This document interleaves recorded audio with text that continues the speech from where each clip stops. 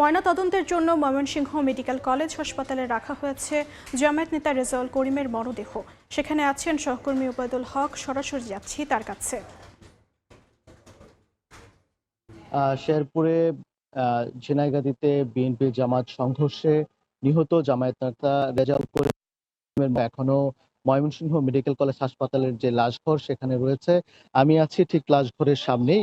এখানে তার স্বজন, তার ভাই এখানে আছেন, পরিবারের সদস্যরা আছেন এই মরদেহ গ্রহণ করার জন্য, এবং পাশাপাশি তার রাজনৈতিক কর্মীরাও এখানে রয়েছেন।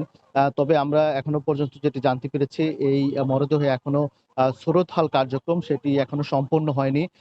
পুলিশ এসে সুরতহাল রিপোর্ট প্রস্তুত করার পর মূলত এখান থেকে মর্গে পাঠানো হবে। মর্গে ময়না তদন্ত শেষে এই মরদেহ বাড়িতে পাঠানোর প্রক্রিয়া শুরু হবে।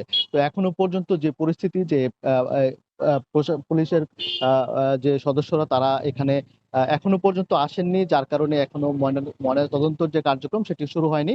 তারা এখানে পুলিশ এখানে এসে তারা সুরতহাল রিপোর্ট প্রস্তুত করে তারা ময়মনসিংহ মেডিকেল কলেজ হাসপাতালের যে ময়নাতদন্ত আছে মর্গ, সেখানে কিন্তু তারা পাঠাবেন এই মুহূর্তে। তবে পরিবারের সদস্যরা যেটি জানিয়েছেন, তারা এখানে অপেক্ষা করছেন। সেখানে বাড়িতেও গ্রামের বাড়িতেও লোকজনের উপস্থিতি রয়েছে। সেখানে তারা এখনো জানাজার সময় প্রস্তুত জানাতে পারেননি, কারণ ময়না তদন্ত শেষ হলে মূলত এখান থেকে মরদেহ নেওয়া হবে। তবে হাসপাতাল কর্তৃপক্ষ জানিয়েছেন সুরতহাল রিপোর্ট প্রস্তুত হওয়ার সাথে সাথে দ্রুততম সময়ে ময়নাতদন্ত শেষে মরদেহ পরিবারের কাছে হস্তান্তর করা হবে। তো এই ছিল আমার কাছে সবশেষ। যুক্ত ছিলাম ময়মনসিংহ মেডিকেল কলেজ হাসপাতালে।